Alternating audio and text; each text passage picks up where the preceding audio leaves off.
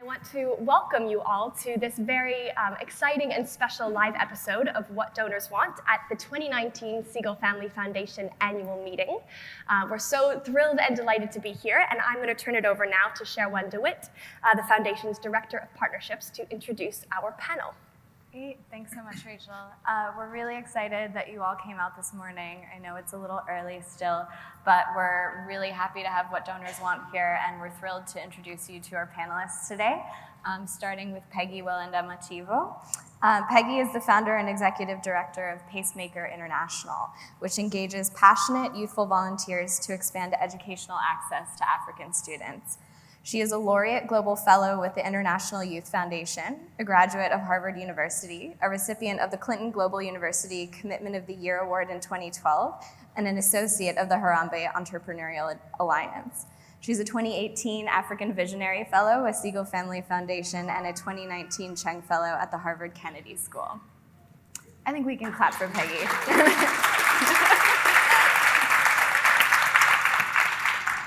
Next to Peggy, we have Solomon King Benge, who is passionate about education, design, business, and technology. He's the founder of Fundibots, an education nonprofit with a mission to accelerate science learning in Africa. Fundibots aims to promote better learning outcomes, improved career prospects, and real-world technological advancement in African schools and communities through training and experimentation in hands-on, project-based, and skills-oriented science disciplines, starting with robotics. Through his work with Fundibots, he was selected as a 2014 Echoing Green Fellow and a 2014 Ashoka Fellow. In 2017, Solomon was selected also as an African Visionary Fellow by the Segal Family Foundation. And over the past 4 years, Solomon has led the growth of Fundibots from a hobby running in the spare room of his house to an organization that's now working with more than 120 schools and 8,000 students.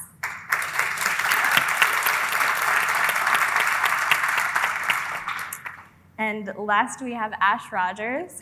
Ash is Executive Director at Luala Community Alliance, which is a community-led innovator targeting the multidimensional drivers of poor health in Western Kenya. She is also a former Segal Family Foundation colleague, having served as the Foundation's Director of Operations, so we're glad to have her back in this capacity. But prior to this, Ash has worked with many organizations, including the U.S. State Department, Como Learning Centers, and Help International, the common focus being developing tools to support local social innovators. She also currently sits on the boards of Como Learning Centers and the Indigenous Education Fund of Tanzania.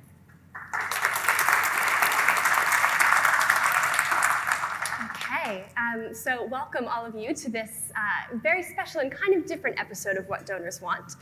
As Carolyn said in the intro, we're kind of flipping the table on this one. So we've done almost 2 full seasons now of interviewing donors about their fundraising preferences. And now we want to sense check that with grantees and with partners and say, how does that feel to you? Is that actually realistic? What are your fundraising tips for people who might be in your shoes? And really just kind of dive into that advice that we've heard throughout the season. How we always start our podcast actually has nothing to do with philanthropy or fundraising.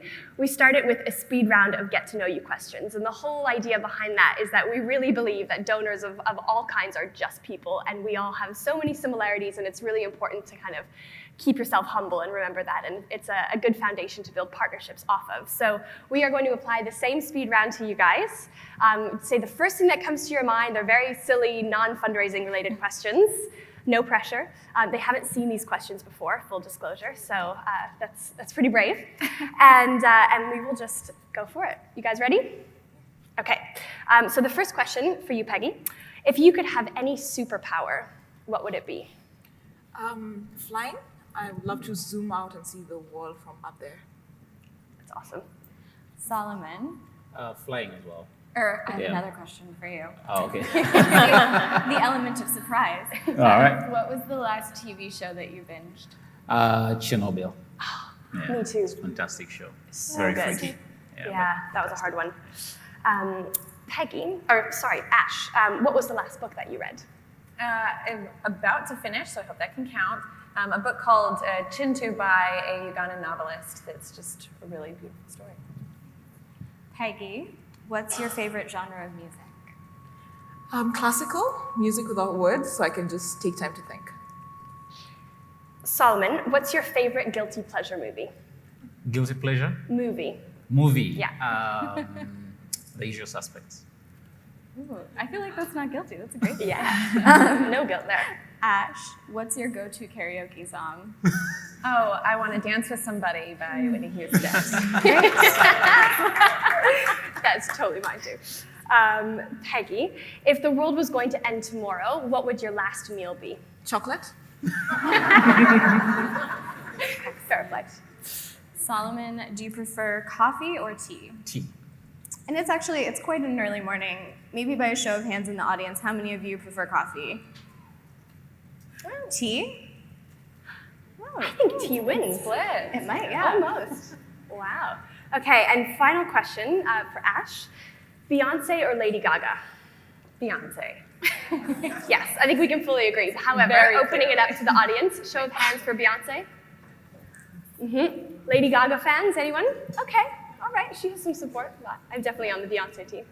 All right, that is it. You have survived the speed round. Thank goodness. Congratulations. Now we can get to the meat of the interview, talking all about fundraising and philanthropy. And I'm going to hand it over to Sherwin for the first question. Yeah, so we're really excited to hear a bit more about what you think is kind of something that funders should know, and also what grantees should know in approaching them. But we're interested if you could describe your dream donor partnership and kind of focusing on what specific qualities it would have. I think my dream donor partnership really is a partnership and a relationship. So it's more than just money, it's more than a check, but it's a willingness to commit time to the growth of our organization, realizing that my organization is one of the most important parts of my life, and respecting that and being ready to commit just as much to that effort. It's an equal space as well. It's a space where we can have honest conversations. So I'm a pretty crazy guy, just in terms of like the things that I love doing and the areas that I love exploring. And so my dream relationship with donors is basically someone who understands that a lot of the solutions that I think are great might be extremely unconventional. And so being able to trust that I have an idea, but it may not be the right one. But it's a journey of risk and candor that we're willing to walk together is truly important. And then also the understanding that organizations grow and pivot, and what worked yesterday isn't what's going to work tomorrow is extremely important, because all of us believe that we have this idea that's going to solve the world's problems, but it may not be the right one. And so it's important that we understand and give ourselves this room to grow together and trust each other. Yeah. Unrestricted, multi-year, arrives on time. And I think that sounds sort of funny next to responses that are really soulful about partnership, and of course those things are important too, but the structure and predictability of money makes it more or less useful. And so I think that just getting the basics down of good grant-making principles really, really matters to an implementer. And then from there, I have several funders who have been willing to mentor me, to really be in the work with me in our triumphs, but most importantly in our challenges. And there's a special bond, I think, that's created when you serve together. And the funders who've been willing to really be there with me and be present with me have had a window into Lawala that's quite unique, that puts them directly into service of our community. And on just a personal note, those are really important relationships to me, and those are people who've seen me grow up and have seen sort of this window into my life that's through the passion of my work. Yeah, it's fantastic, and it's so interesting because everything that you've just described, a flexible kind of an actual relationship, a partnership, and with trust where you can have unrestricted multi-year funding, that's exactly what most of the donors have said on our show about what they want to do. There's often such a divide between both sides who are saying the exact same thing, but oftentimes it doesn't actually happen. And going off of that, a key theme across so many, if not all of our donor guests on the show, has been that quest for the ultimate true partnership. So they want transparency around mistakes and challenges. They want a grantee to push back on their ideas and kind of roll up their sleeves and sit at the same table and call them out on things that they may not understand. They want really strategic partners.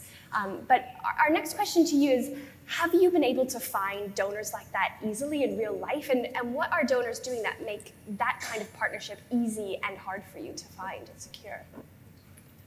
I think that, yes, I have been able to find donors like that, and there are several donors like that in this room. And I think that characteristics that they have in common is that if they're expecting transparency, and they want to know about how internal systems work at Lawala, and they want to understand our decision making, that they're also opening up and sharing those things about their foundation. And that signals a couple things. One, it's a sign of trust, and I know that you're trusting me, and so that's easier to reciprocate that. And secondly, it lets me know that you understand nuance. So if you have complicated organizational systems and things don't always work out exactly how you planned, I'm much more willing to share those and much more open to share those with you, because I know that you'll handle them with maturity and with nuance, and that we can really have a conversation about ideas and about how to move forward, and that I'm not always feeling like I need to be performative in our conversations. So most times when I'm trying to initiate a donor engagement, the one thing that's sort of front and center for me is that I need to prepare myself for the fact that I may want to walk away at some point, all right? And once I understand that it's okay to step away from the table in case you don't see anything like fit or collaboration or partnership, it removes the power dynamic. It basically allows you to say, this is what we believe in as an organization, and this is how we think we're going to do this. Obviously, advice is welcome, guidance is welcome, but there comes a certain stage in the discussion when you realize that you're probably making too many concessions, too many exceptions to your work, and that it's time to step away and acknowledge that maybe that's not a good fit. So how that helps us, for example, is that patience becomes very important, but also planning around the fact that this is still a 50-50 until you both sign the grant agreement. Means that you can continue without compromising integrity, without compromising passion, and basically creating an environment where the people who you're actually meant to serve are not paying the price for this dynamic that exists between you and the donor. So I tend to approach it more from a very logical perspective. Yeah. That's very interesting. I see it from a very emotional perspective. I lead with intuition, and that's important because it enables me to be responsive to the needs of our community. But fundraising is a lot like dating. You have to make sure the relationship is balanced. You have to make sure that you can give and take advice. The openness and the transparency that you talked about is super important. I think the shared goal, so understanding, where is this something that we're in for the long run? So I definitely bias towards funders who want to be in this relationship for the long run, and are willing to work through the growth cycles of my organization and my team. When we started this work, I was 23 years old, and still figuring out a lot of life and also a lot of how to grow the organization. And as my organization has grown, I'm glad that there are funders who've been willing to grow with us in that process. Yes. Yeah, that's so interesting. I think it can be really challenging if you're a grantee partner and you're just not coming across these kinds of donors, and if that power dynamic is really keeping you from establishing those partnerships. Do you have any? I mean, you've already alluded to some, but do you have any other fundraising tips for an organization who might feel stuck and who might not be establishing those kinds of partnerships? Anything else to add? I think ask the tough questions. Really, the best meetings I've had are where I've had conversations and asked about what mistakes the foundation has made, and then they've been open and honest about those mistakes. I think we do this nice soft dance around power dynamics and sometimes don't really recognize it or say, okay, we're recognizing it, but reality is we still need to have, we need to make sure that we approximate to the board as well as the board of the foundation as well as proximate to the community on the ground. And so recognizing, when is the burden to make sure that equity and justice is on both sides, is not just placed on the grantee, but it's actually also placed on the side of the foundation. So I think it's important to have those difficult conversations, talk about bias, talk about racism, talk about blind spots, because those things are really important and we often don't have the courage to call them out. I love that, and I love how it ties into your point, Ash, about asking what kind of operational mistakes or challenges a foundation or donor might have as well. And you said that too, just kind of getting on the same ground about being transparent. Yeah, I think that's right. And when I'm in a conversation with a donor, particularly if it's a new conversation or a new relationship that I'm building, I'm always trying to pivot away from me giving a pitch to both of us engaging and talking about ideas. And there's sort of a trick that I learned from my 4-year-old, which is that if you ask why 4 times, you get into some really existential, deep conversation. That's fabulous. Anything you want to add, Solomon? Oh, sorry, I got distracted by the existential questions. Yeah, it's very existential. Yeah, please continue. Yeah, awesome. No, I think that's a great answer. And the next question that we have for you is also kind of sense checking something that donors have said a lot on the show, which is when we talk about how you find partners, the overwhelming consensus among all of our guests is, I don't want to be found, I want to do the finding. I want to establish relationships with partners who are in my network. Personal introductions are the best way to do that. I don't respond to cold emails. I don't respond to oftentimes open application portals if I don't recognize the name. And obviously that's a huge challenge for grantees, especially if you're not plugged into certain networks where, privileged networks where there are a lot of funders within that. And so our next question to you is, how have you navigated that? How do you make donors find you? And do you have any fundraising advice for organizations who are looking to expand their network? So I'd like to give, there's an example that I like giving. There's this brilliant guy doing amazing work in Western Uganda. I don't really know the scope of the work, but I know that he's someone who's extremely diligent in his work. But he's so deeply embedded within his community that he literally has no idea of the existence of anything like a funder network outside of the world that he's embedded in. And when I'm in places like this, when I'm in rooms like this, I'm always constantly reminded that there are people like that who do not have the privilege and the access to be in this space. So I feel like there is a tremendous disservice if we create roadblocks to people who need the very strong and very localized support, because someone like that is probably working with 10,000 people within his community. He's done tremendous change. He's probably paying out of his own pocket. But he has no idea what an unsolicited proposal is, right? He has all this terminology that we discuss in places and panels like this mean nothing to him. All he knows is the work, and all he knows is the people that he wants to help. So what I'm trying to say is that there has to be, I know we talk about empathy a lot, but I just want to emphasize that, right? There has to be an understanding from the side of the donor that there are people who would benefit greatly from this support, but they need to understand that they may not understand the nuances of donor engagement. They may not understand the specificities of relationship management. They're just basically saying, look, I'm doing this, I need some money, all right? And if we approach engagements like that with the empathy that they deserve, then there is a responsibility on the donor's side to at least go halfway towards finding people like that. And I know that there are donors who decide to use organizations like Segal that are doing the groundwork and use them as a fishing net, so to speak, to find people like that. I have different ways of doing it. I use I use the funders, I use my board members, I do research, etc. But I have access to all of this, all right? How do we help the person who has no idea what's going on? How do we reach them? Because the truth is, this is the one person who's embedded so deeply into their community that everything, the beneficiaries are their breath, it's their life. Like, that is all that exists for them. And that is the kind of person who will put extreme value to every single dollar that he's given. And so we need to work towards finding people like that and supporting them as much as possible.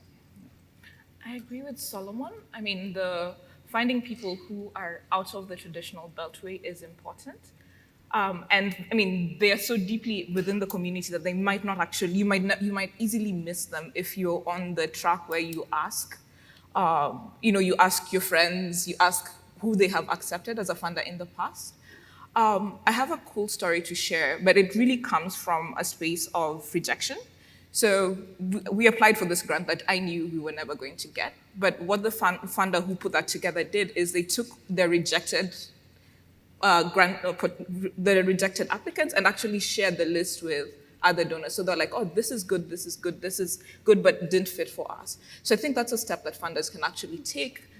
Especially when you see an organization that has stretched out and is on the path to growing, but has just not gotten to that place. So take the people you've not accepted and send them to other people. Yeah, and I think to donors, your networks are biased. That's just true. And so if you are wanting to use your networks to find grantees, make sure that they're biased towards justice and consider hiring program officers who are from the communities that you're hoping to serve. Consider how you can be part of networks that find people who are really proximate to the issue that you care about. There's an element, of course, of racial bias here, and I think it's only fair to call that out. That absolutely happens in our sector, and our sector should be about social justice. And to us as implementers, I think it's an illusion of capitalism, I would say, that our sector should be competitive. And particularly in private philanthropy, it's very seldom a zero-sum game. If there is a foundation that's funding Lawala and likes our work, they're very likely to like KLC or Orchestra School or Nyaka or Dandelion or Integrate or Muso. And so if I'm able to help my funder by telling them about other great organizations that I believe in and can vouch for, that helps the funder. It makes me look bigger, and it helps those other organizations build their own networks. And that's a way, like Solomon, that you're saying, that like we can help find those people who aren't part of those networks and drag them in. And maybe the last thing is, we're not thinking about, one way that this could be dismissed is someone could say, oh, we're virtue signaling, we're labeling,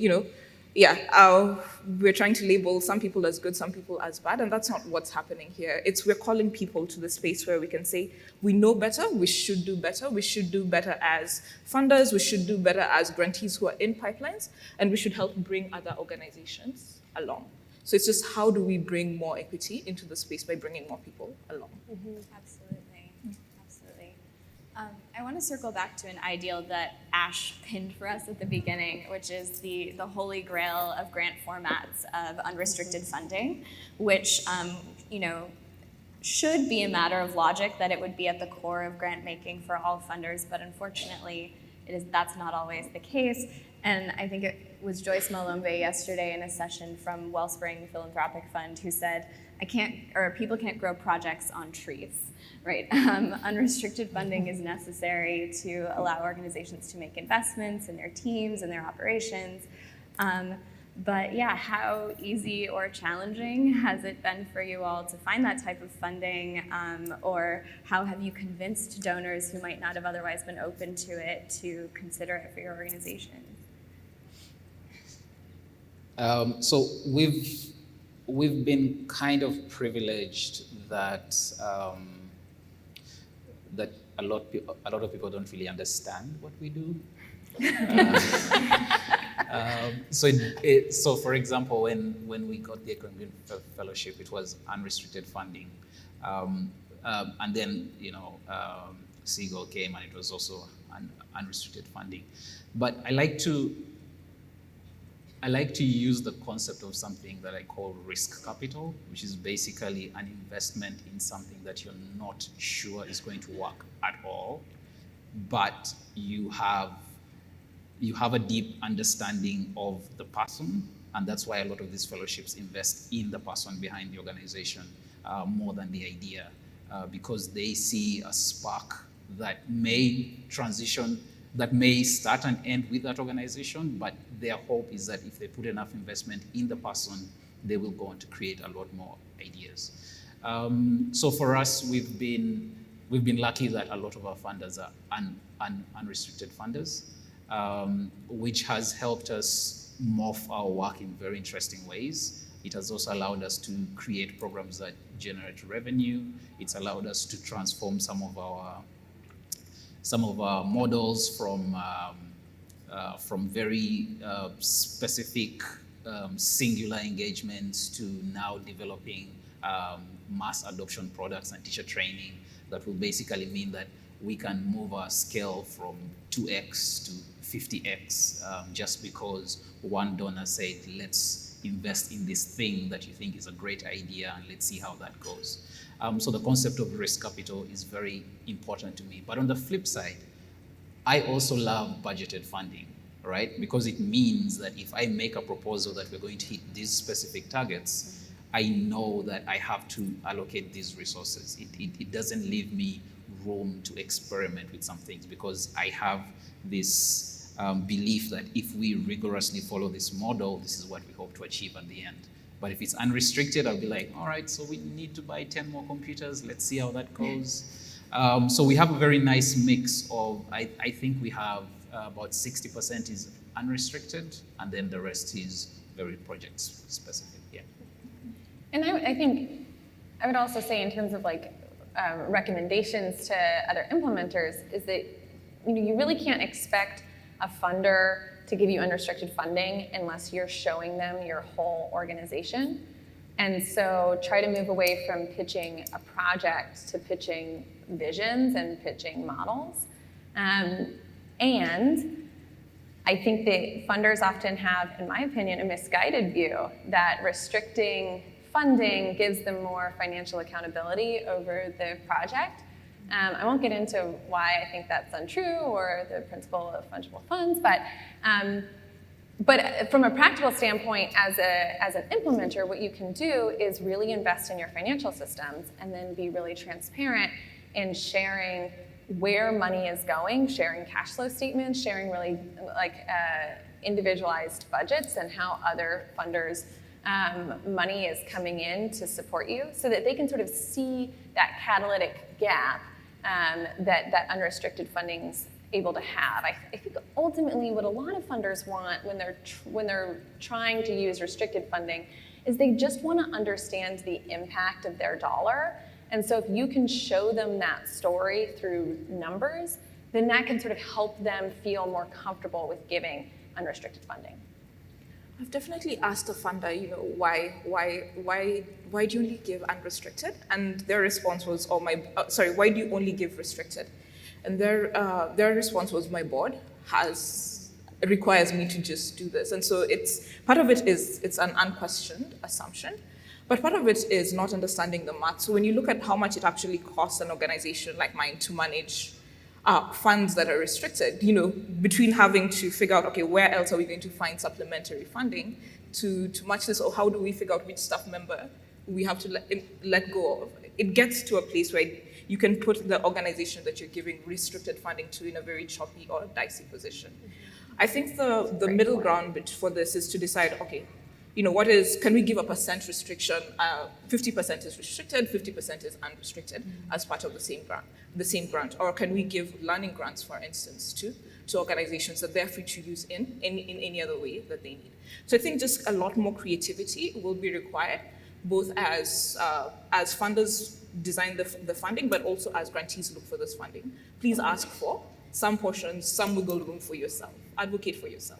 Yeah. Yeah, I love that you said creativity, Peggy, because I feel like there's, obviously diverse experiences between you, but I think all of what you're describing really requires trust as a base in grant making and working collaboratively to understand what your challenges are in terms of allocating resources. Yeah, I loved all of your answers, and I think the creativity on the part of fundraisers, obviously that there is a huge role for funders to understand the importance of unrestricted funding, but you can also be creative in the way that you're pitching it, and as you said, Ash, about making sure you're pitching vision rather than just projects, and the only thing I'd add to that is as well making sure that you include your overhead costs in any project budget. So if you do find yourself with a huge portfolio of restricted funders, you can put your salaries and your office space, and you can creatively incorporate that into those project budgets to make sure that those costs are being accounted for somewhere, and it can really help.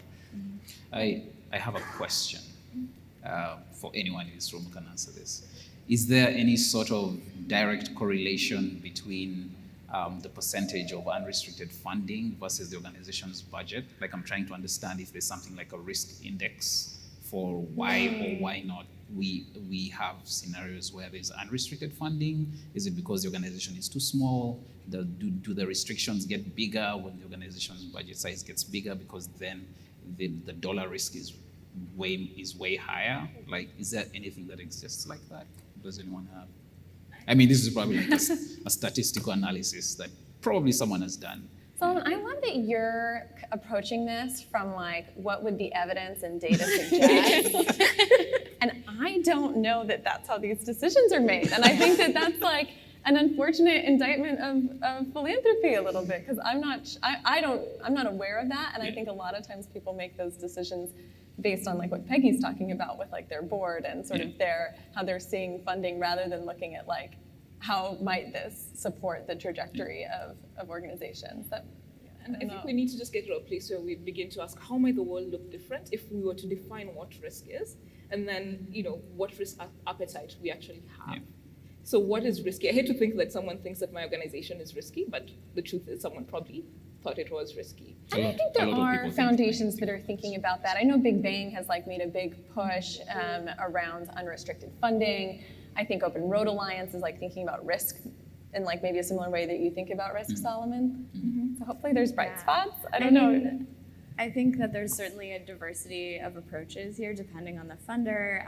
Everyone kind of starts from a place of, what are we passionate about funding? How do we want to do it? How do we build a method around it? But I think most foundations could use a lot of feedback on that methodology and hopefully would love to get it, right? And I think especially there's a role for organizations to play in really informing funders on how to more realistically approach risk.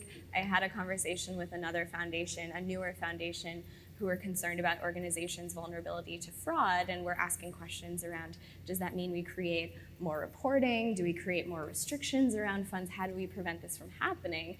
And the answer that I gave in the conversation was, well, have you thought about making sure the organization has protected funds for health insurance for its staff? And I think that people on the implementation side can share a lot of really important insights with funders about how to actually achieve the outcomes that they're looking for, because I think they're generally shared. Yeah.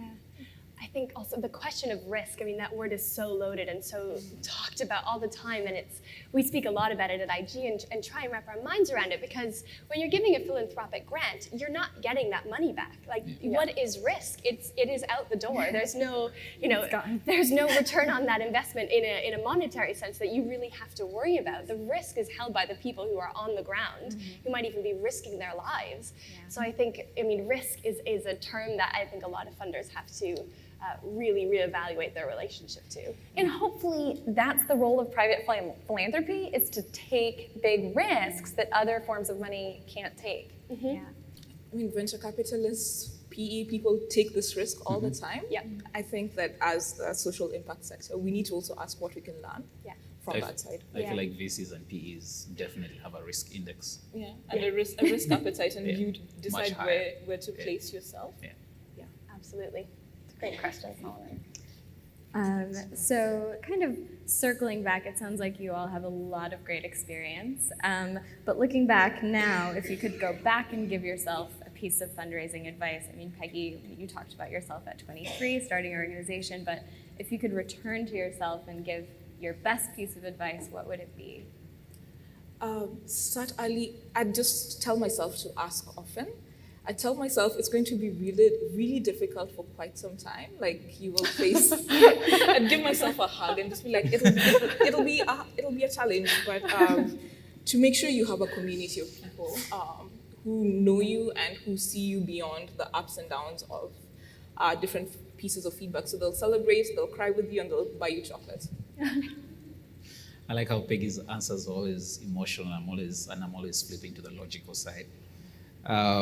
So my advice is very practical. Like, be patient. This takes time. Just because you meet someone at a conference like this doesn't mean that they're going to write you a check in 2 weeks. I thought that when I just started my work, and I was really frustrated, disappointed, and sometimes angry at how long it took for people to get back to you. But then, there are things. So one of the other things I'll tell myself is that, look, the donors have no obligation to give you money. All right, that's just the reality.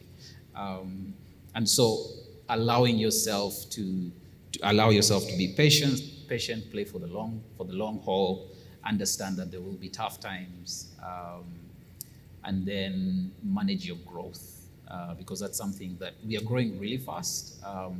But thankfully, that's a lesson that I learned in my for-profit company, and so now I'm more careful about how quickly we can grow.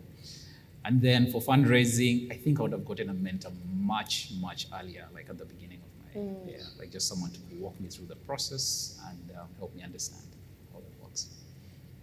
I think I would have said to Ash, not to let the world trick you into having a scarcity mindset and really believing in abundance and believing that there are enough resources in this world to solve the challenges that we're all here to solve, and to approach fundraising from that perspective. And maybe pulling out a point, Solomon, that you made earlier, which is to have the courage to say no to bad money. And as a fundraiser, that can just be really hard because you have people's salaries and people's lives within your responsibility. And so it can be really hard to say no to that money, but long term, having the right investors with you, having the right people on your journey makes the growth of your organization possible and protects and guards your mission. Fabulous. Okay, so we're going to open it up to an audience Q&A in just a second. One more final question for you. We know we asked you about fundraising advice for yourself at the beginning of your career. Is there anything else that you would want to add for listeners to this podcast? So people who are fundraisers right now, maybe in big organizations, maybe in small organizations, is there any other nuggets or gems that you want them to walk away with? Mine would be about understanding that there needs to be empathy across both sides of the table. We can sit up here and pontificate about how awesome the work that we are doing is and how everyone needs to fund us. But on the other side of the table, they're also human beings with emotions. It's not just an ATM machine that you withdraw money from. So I think both funders and grantees or doers should be able to understand that expectations, respect, partnerships, collaboration should be mutual and should be reciprocated. It's not just a one-way transaction. Building on that, I would love for this to happen. This is my dream in the philanthropic space, which is, it's actually not all that ambitious, so I'm hyping it up too much. But it's small. We could do it together. This room could do it if we were focused. And that is that every time a funder is considering a grantee, either through a proposal process or through a formal due diligence process, that you take the time to give feedback on why you either accepted that grant and made a grant or why you didn't. And that can be really hard if you're running a huge award where you've invited thousands of applicants. And so if you don't have the time to give feedback on all of those applicants who spent time on your due diligence process, then perhaps you should rethink your due diligence process because all of those people also spent time trying to approach you. And for grantees, let's always ask for feedback. Even if the funder is going to say no, that's okay. Let's start creating a norm where it's okay to ask why. And that doesn't mean that anyone owes you funding, right? No one, there's no obligation for someone to give you money. But I think that there should be a little bit of reciprocation if you're spending time engaging with someone, that they just take the time to say, hey, you know what? We want you to be a little bit further along, or actually, you know what?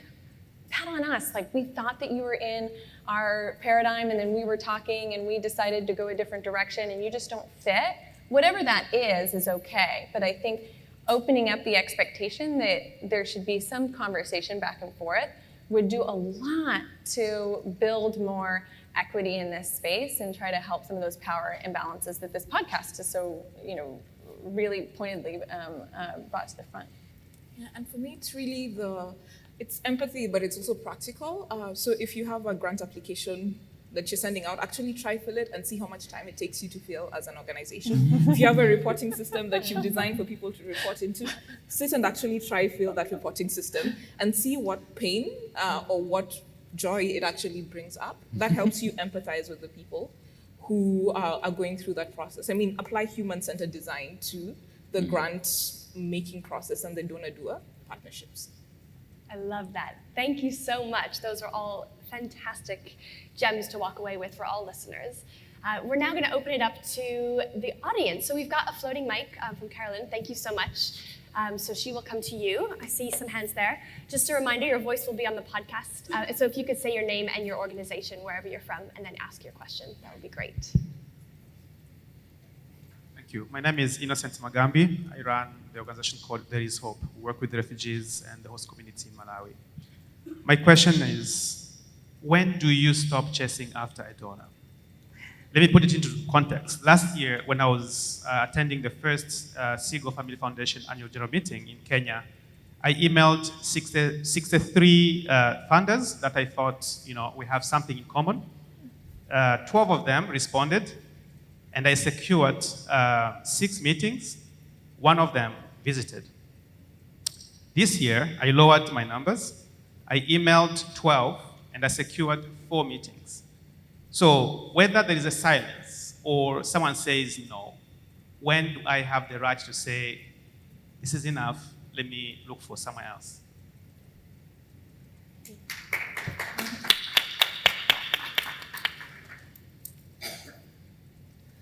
Okay, I'll start. I think it's hard, and some of it is sort of reading that person and really understanding their parameters, finding everything you can find out about them online and really understanding, are you likely a fit? But then also checking in every now and then, because funders are dynamic. They change their minds. You can be part of changing their mind. And there are plenty of funders in Lawala's revenue portfolio that have said no to me, sometimes multiple times, and then have come back around and we've found each other more aligned. And I think that, but I think that the trick is not to continually pitch them, because on the funder side, it's just so exhausting and that can be just a real burden to receive over and over again. But instead, those are particularly the funders that you want to engage with ideas on. And so you don't have to talk about your organization, but ask them more about their philanthropy and about their paradigm, and search for ways that you might be able to inform that paradigm. And search for ways that they may be able to inform yours and improve your work. And I think when you do that, then you might find over time that you become more and more aligned with that funder. I would say that I stop at the point where I feel like my dignity is being compromised, because I like to pursue from the perspective of conviction. Because by the time I approach a funder, and I do very heavy filtering. So by the time I approach a funder, I am very sure and very convicted that there is very strong alignment in the work that we are doing. So if through the constant engagement, it feels like I am now losing more and more dignity because I'm just trying to get this money. I take a step back and reevaluate or recalibrate. And maybe I can engage at a later stage, but I want to make sure that when we are talking as partners and not from a point of desperation. So it's a bit hard. Yeah. I believe that it's a lot like dating. So you should continue building the relationship. Someone might not be right now. They might be right in the future, or they might know someone who is right for you. So keep updating people, not necessarily doing hard pitching, and just keep adding value, because we're all, in the end, or we should all be trying to grow. And none of us is the extreme expert in this. Yeah, I would just add, I think all of this is really great advice too. Sometimes it's okay to take a pause from pitching and just kind of turn the table a little bit and ask questions. I think it's really important, like you all said, to just maintain a personal relationship, kind of returning to the human kind of centric nature of this conversation, and just maintain a relationship with a person and keep the door open. And like Ash said, they might not be funding you now and they might decide to fund you later. And like Peggy said, I don't think funding is the only way that a funder can help you.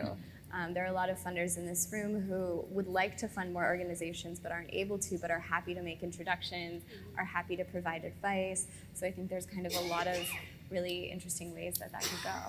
Yeah, I just had one more thing. I think all of this is exactly spot on. And one of my favorite fundraising phrases is that if you want advice, you should ask for money. But if you want money, you should ask for advice. So that whole exploratory approach, as everyone has set up here. And then the only other thing I'd add on a practical level, because chasing donors and managing that pipeline, it can be really resource intensive. And it's not oftentimes the best way to invest your time and money if that is limited. But systems, as much as possible, email templates. So you've got one for the first reach out, you've got one for the 2 weeks later reach out, you just change the name. And as much as you can, systematizing that behind the scenes in a way that still feels really bespoke and engaging for donors, but it makes it a little bit easier for you. So it's like 15 minutes every 2 weeks, you just shoot off a bunch of emails in the morning and you see what comes back your way. That often is a way to manage that. Yeah, and just to add to that, so as an introvert, I found that systems work really well for me because it means that I offload the social burden, the social anxiety to the application.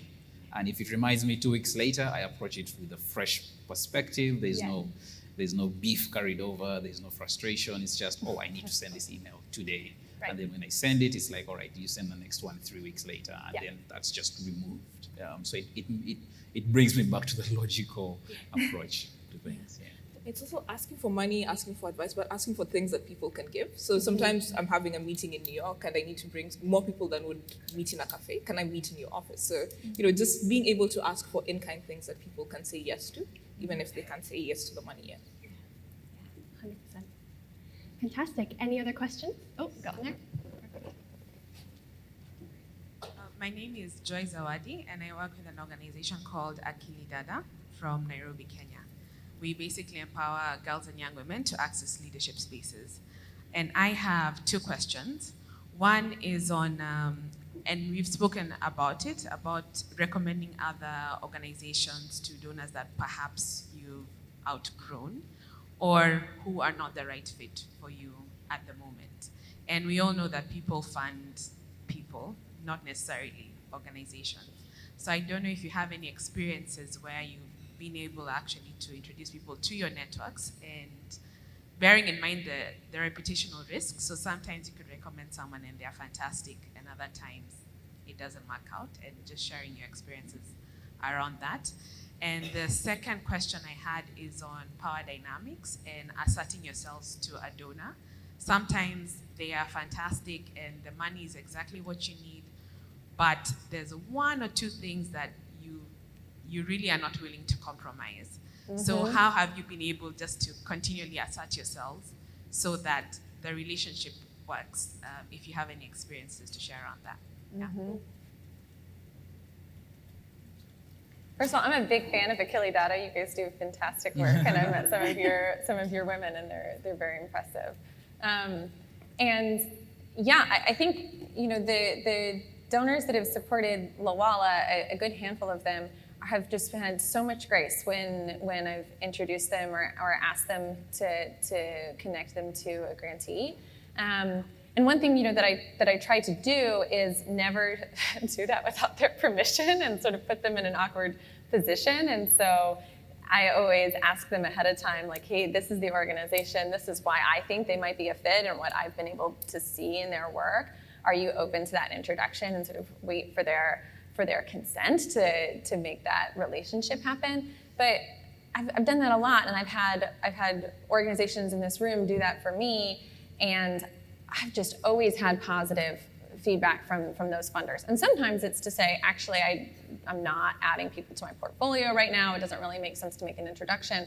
But I don't feel that then that funder's walked away with a negative view of me. I feel like it's only been positive and has sort of like helped to grow. And from the power imbalance and sort of how do you walk into a room and feel confident to push back, I think one thing I really try to remind myself is that as implementers, we are bringing value. Their value is not just one direction. You know your community better than the funder. You know the challenge intimately. Like, you are the expert, and you are offering an opportunity to change a small piece of the world. And that has value and power into it. And so try to like remind yourself that before you walk into that conversation. I definitely do introductions. You use a similar system, and I wish there was a way. I mean, there's some people you can see this person is a really great leader. To your earlier point, the organization is still in the formative stage. They'll be so good 3 years down the road, and then you introduce them, and the funder is like, no, this is not a good fit right now. So, in those instances, I realize, it's just keep bringing up people even after, like, oh, this is how they've grown since, I've seen them grow in this particular way since I sent you that email. So the continual persistent advocating for other people is such an important thing to keep doing.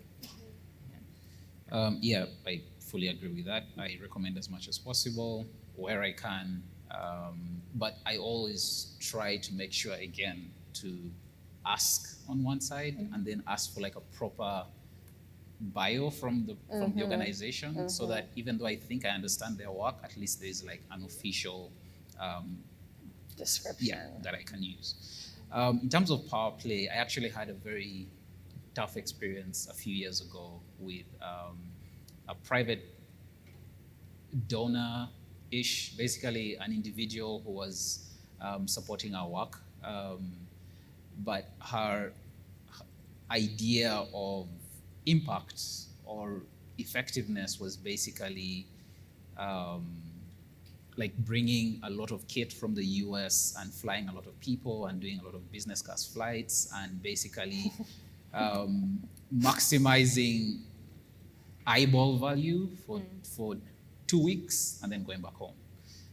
And so we clashed because I was constantly pushing for sustainability for the work that she's doing, and I was basically telling her, look, you're spending $30,000 or something just to come to Uganda. Why don't you create a space where this money can be directed better? But I think for some people, it's almost like their physical presence is like a feel-good factor, and because it's their money, they are entitled to that. That's fine. But I wasn't comfortable with it, and we reached a point where I could no longer sustain that relationship, and so I basically walked away from the table. I walked away. She was fantastic with her support and all that, but there was just a lack of equity in this relationship that we're in. So I think you should be very confident in your ability to execute as much as possible, but also know that you can walk away when you don't feel like there's any power balance. That's really tough. And I would just add on the power dynamic, and I apologize, many of you have heard me say this before, I'm a bit of a broken record, but I think a good reminder both for organizations, but especially for funders, is that if you need to get from here to there, a jerry can of gasoline is not going to take you there. And that's what funds are. They're resources, right? They're the gasoline, but you really need a vehicle, and that's your organizations. And funders can't accomplish what they want to without organizations doing great work, and I think it's something that we have to be reminded of. Yeah, I totally agree, and it reminds me of one of my favorite quotes from What Donors Want. In a past season, we were interviewing someone named Nick Jenkins, who's an individual philanthropist, but he's a judge on Dragon's Den, which is essentially like Shark Tank, but in the UK, where they do rapid investments in entrepreneurs. And he said a quote which really has stuck out to me. He said, fundraisers always have to remember that they're solving the donor's problem. The donor has more money than they need, they want to do something good with it, they want to make, to feel like it's made a genuine impact, and fundraisers are the brokers to solving that problem. Exactly as you said, Sharwan, and Ash as well. So I think it's always really hugely valuable to kind of get over those nerves and that power dynamic, to remember that you really are there to solve their problem as well. I think it's also just important to be upfront and clear about intention. So establishing an upfront contract, like first meeting, I'm not asking for money, I'm just looking to get to know you. And it's important to call that out and actually, if there's an elephant in the room, to acknowledge its presence. And then to be very explicit, okay, this is where I see this going. Do you see us going in that direction? And if it's not, then it's okay to let someone get out of the car and keep driving in a different direction. Yeah. Awesome. Okay, I think we have time for one more question. Perfect. Hi, my name is Amelia Plant. I work for Preston Warner Ventures, so I am on the big bad funding side. But I've really enjoyed this conversation, and it's helpful to hear what you all appreciate in the funding relationship. I'd like to ask a question on the other side, talking about lengthy applications or difficult due diligence. I'd love to hear an example or two of what you've thought has been kind of an outrageous request or something that's ridiculous or really unhelpful to you within your own programming. And obviously, no names or anything, but just no, not putting anyone on the spot, but thanks, that would be great. I have so many. No, one thing I would say is that it's really challenging when funders not only come up with their own reporting templates that often sort of needs to happen for the needs of the funder, though it would be great to accept each other's reports, and there's some funders who do that, and that's just, I think, the best practice of the world. But given that you have to have your own reporting template and you have some specific questions that are important to your foundation, really being careful not to set metrics and indicators. I think that funders do this really unintentionally, not knowing that what you're asking, Lawala, when you add a slightly different indicator or a slightly different definition to an indicator, you are asking a frontline nurse or a frontline community health worker to do double entry of data. And this is someone who is otherwise would be spending their time treating a patient. And so really seeing your specific metric through that lens, is the Ministry of Health's data that we already report on, are their metrics not sufficient? Is WHO or other standardized metrics that exist in the world, are those really not sufficient for that you could use those? And even better yet, could you ask the grantee ahead of time to first define what they would like to have as their metrics or their milestones with you, and then see if those could fit your needs? I'd say, so I'll give an example of what's been helpful and unhelpful. Helpful has been a funder who asked us to apply using a business model canvas. We were growing, so it was a nice, beautiful artifact that I could use for other roles of fundraising. It was useful for me as a learning experience. It was useful for other meetings I had after. So having tools, having questions in your fundraising that can actually be used in other places, or designing it in a way that it can be used beyond just your grant application. The not useful, many, but when you design an application portal and it allows you to only see the questions on that page, then you have to fill question 1, 2, 3, 4. Then you can't see the full scope of the questions. Then you can't even estimate how much time am I giving to this. God forbid your internet cuts out. Oh my goodness, yes. But also, you can't see the full scope of questions. Then you speak with someone and they say, oh, we're using the system simply because we've paid so much for it. It's hard for us to change. It's like, let's be real. Let's make it easy for everybody to be able to just show that we actually value other people's time as well. That's a really good one. I think there needs to be a very strong correlation between the amount of money that's being given and the application itself. I say this because I recently looked at the grant. So we generally don't do grant applications because one, I suck at them. Two, you're competing against 1 million professional grant writers who are writing from a very tactical perspective, and you are basically bringing your emotions and feelings, right?